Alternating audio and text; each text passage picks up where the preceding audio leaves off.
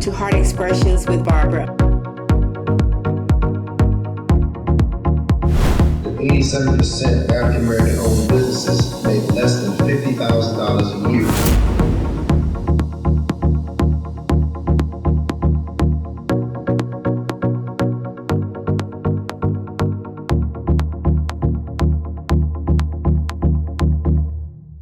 Welcome to Heart Expressions with Barbra. I'm grateful for the opportunity to be on the show today. I'm humbled. I think my experience and my background and the different opportunities I've had have been blessings. And, I'm not famous by any stretch of the imagination. I've really just been blessed. And so, again, I appreciate the opportunity to sit down with you and discuss today in dialogue and hopefully, inspire as people have inspired me and just be a story of what happens when people invest in youth and allow them to flourish and prosper. So I appreciate the opportunity again. Yeah. But as it relates to kind of what we do at ASO Holdings and what the company's all about, ASO Holdings is a real estate investment firm. So right now we invest in residential and commercial real estate, particularly in the Atlanta and greater Atlanta areas.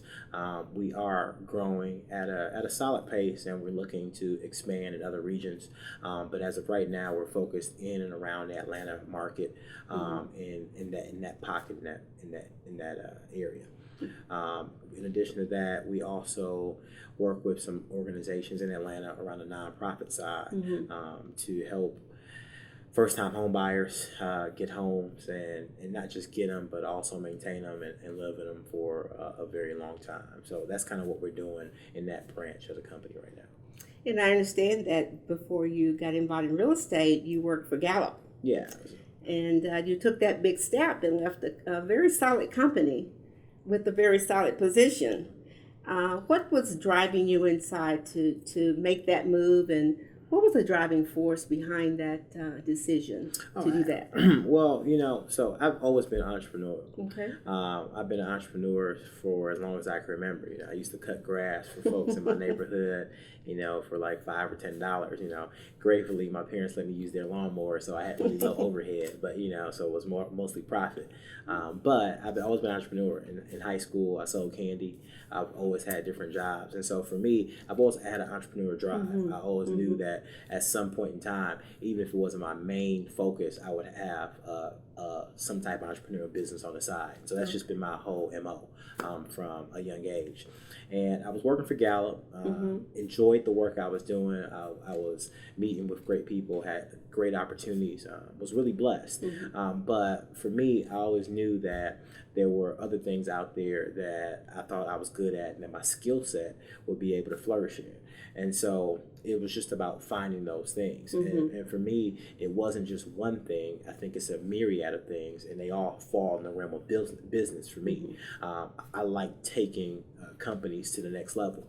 And so that's what it was. And so what we've done at ASO Holdings is real estate is our first entree into that realm, because real estate, there was an opportunity there. We tried to seize it and capitalize on it, and that's what we're doing. But it's just not limited to that. It's limited to business all the way around. We have a multifaceted vision and plan for where we're going, and it includes numerous other industries and numerous other opportunities. So that's kind of how we got started in there. We just saw the opportunity and said, we want to go in this direction. In addition, we had some big life changes. As a management consultant, I was on the road a lot. I was traveling, I was in different cities, and that was great, and I really enjoyed it, and I learned a lot.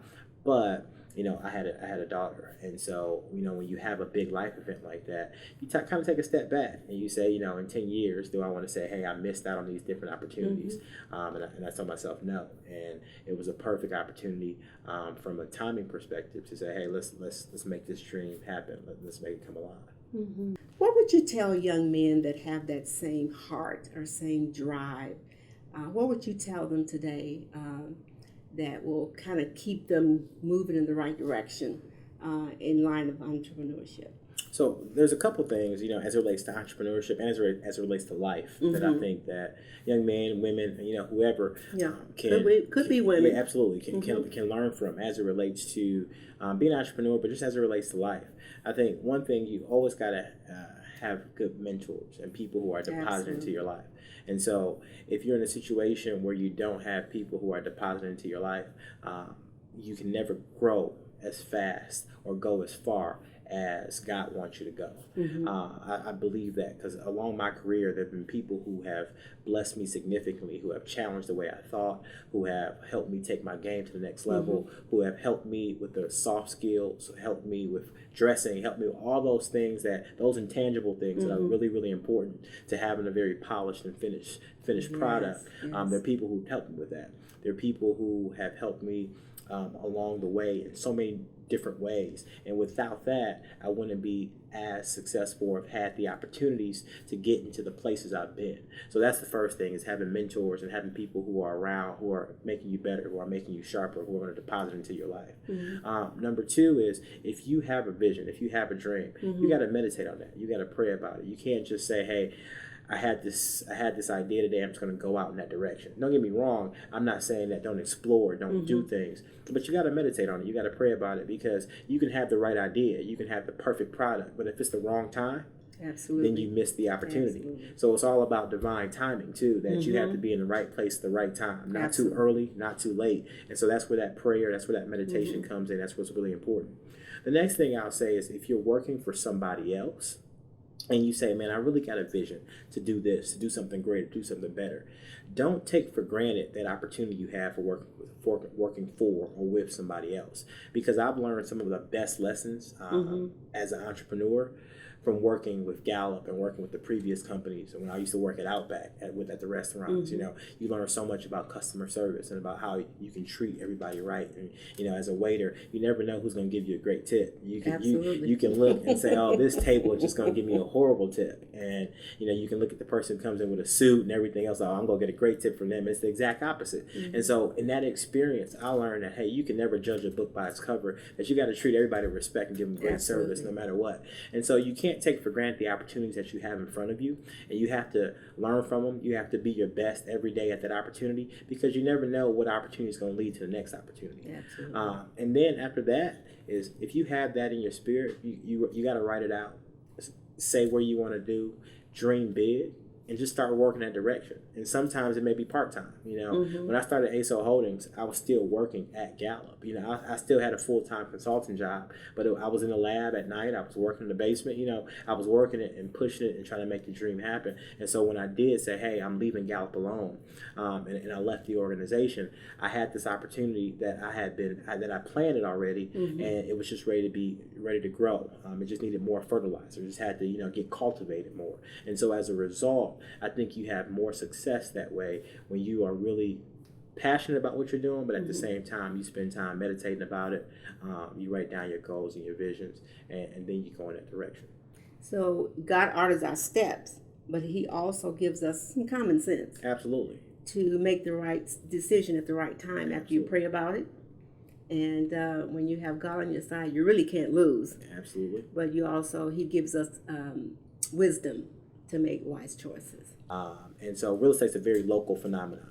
And so, when you see charts and you see graphs about the real estate market, you always have to make sure that you're looking specifically in your market, because the market in Michigan is different than New York, different than California. And so you have to make sure you're looking at the local perspective. We see that here in Detroit. There's a lot going on in the city of Detroit, a lot of rebuilding, redefining.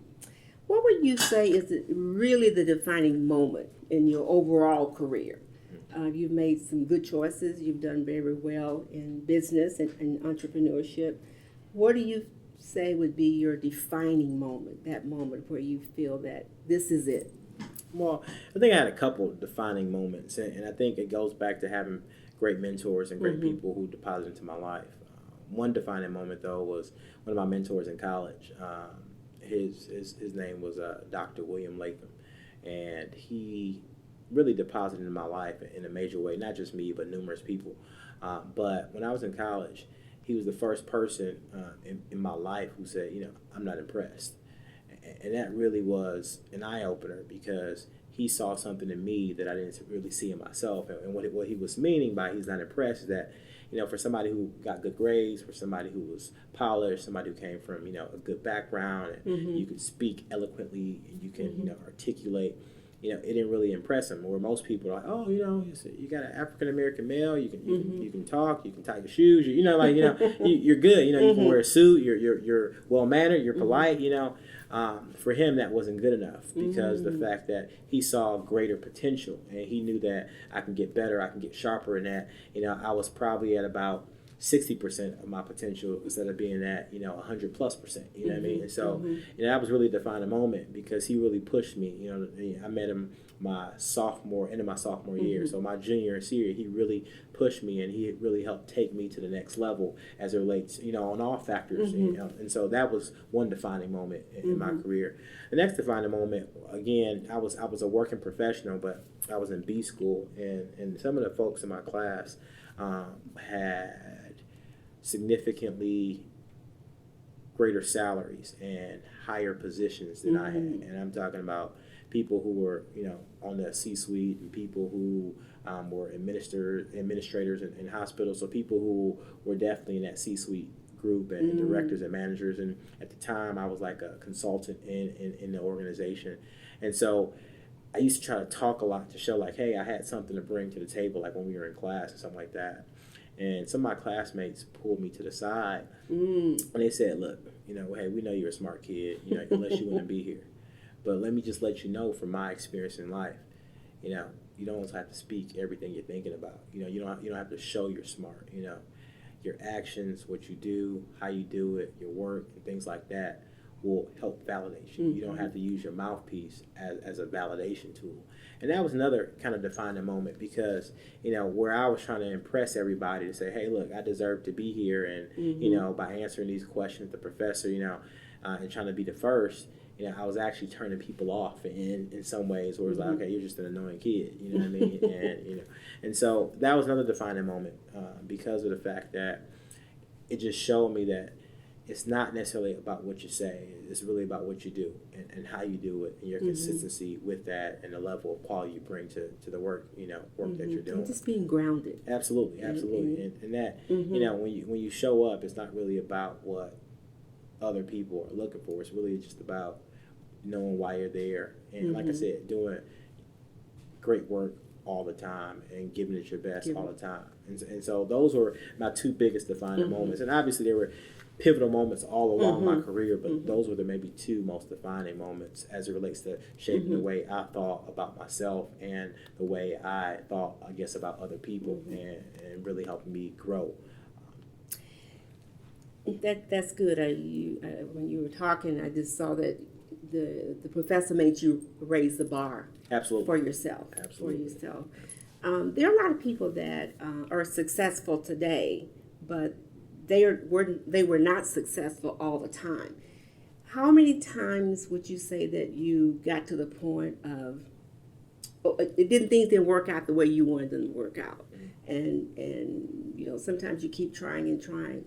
What would you tell a young entrepreneur when things don't work out the first, second, or third time?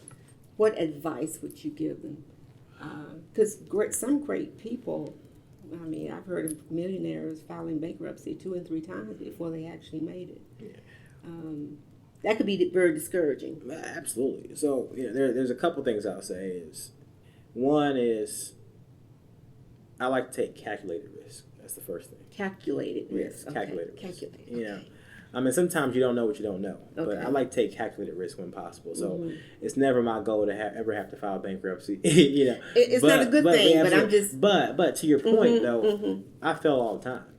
I fail. Okay. Yeah, I fail a lot. And like I said, when you lose money on a property or something like that, in my book, that's a failure. Now, it's not a failure where it's devastating, where it makes you, but it's a failure from the perspective of what you thought you were supposed to do, didn't work out the way you planned to do it. And so you fail all the time in business. The thing is, you got to have one short-term memory because you got to forget about it and keep going. But number 2, you got to also learn from those things. So if you're failing for the same reasons every time, then you got to say, all right, I'm making the same mistakes over and over. And as a business person, it's not good to make mistakes. And it's even worse to make the same mistake over and over again. Because you didn't learn the lesson. Absolutely, because you got to fix your process. But if you're failing, and you're failing in different areas, and you're failing making different mistakes, well, that's not necessarily a bad thing, because hopefully you're going to correct those mistakes each time, and you get better and better. especially when it comes to product development and things like that. There's a lot of different nuances with that. So I would say that you got to have short-term memory and that you're going to fail. But it's not about, how many times you fail. It's about the one time you succeed. Because when you succeed, that could be the breakout. That could be the thing that takes you to the next level. Kind of give you that drive to keep going. Absolutely. To keep going.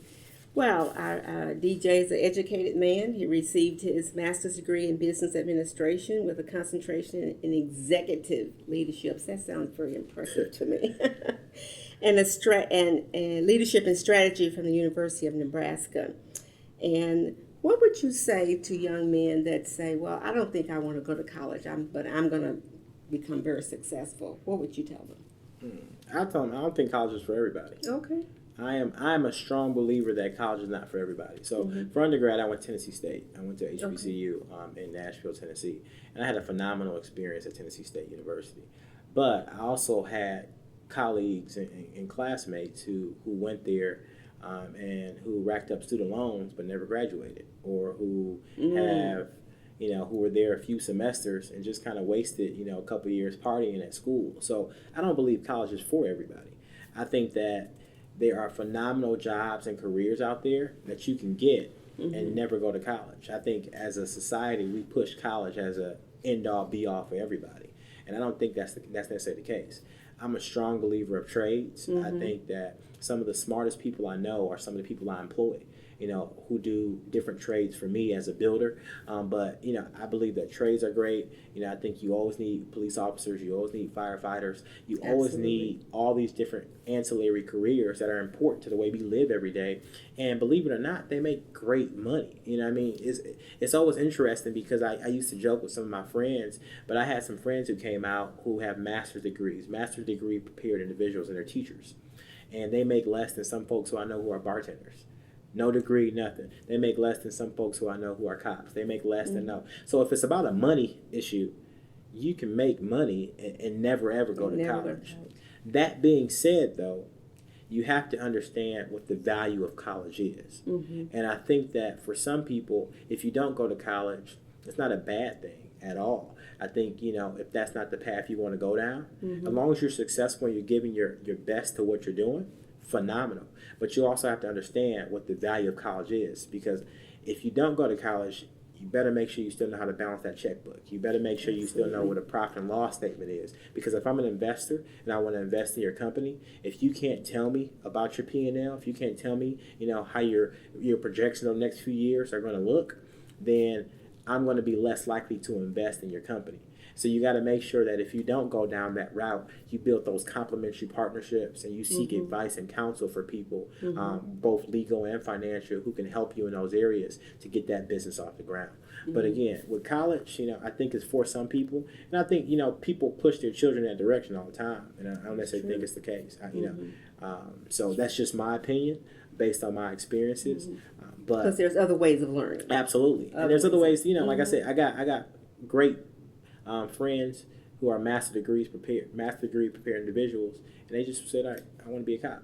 And and don't get me wrong, I think they get a little bit more from a salary perspective for being a cop. But at the end of the day, they're a cop. The same person who's 18, I can go to the police academy and become a cop and still get great. So again, I'm saying if you want to go to college, I love it. Please do. It's great. But I don't think college is the route for everybody, and I don't think parents should chastise their child if they don't want to go to college. They should chastise their child if they don't want to do anything after high school. but I think there's other ways that you can make a phenomenal living and be successful.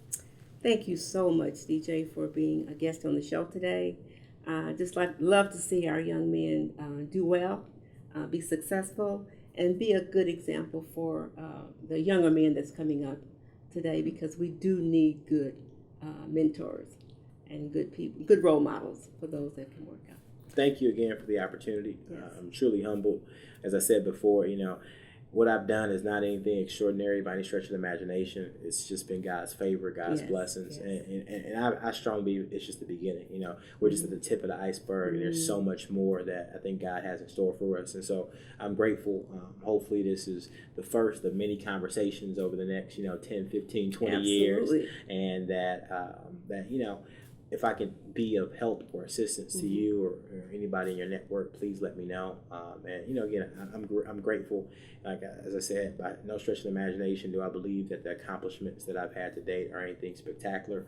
But I do believe that God has a big plan for us, and we're going to try to walk in that direction. Amen. Amen. Well, it's just been a pleasure having you on the show today. And as I said before, I just love to see successful young men, especially young Black men. So just thank you again for taking time out of your busy schedule to be Heart Expressions with Barbra. So thank you so much. Thank you so much. I appreciate it. God bless you. This is Heart Expressions with Barbra, and we will see you.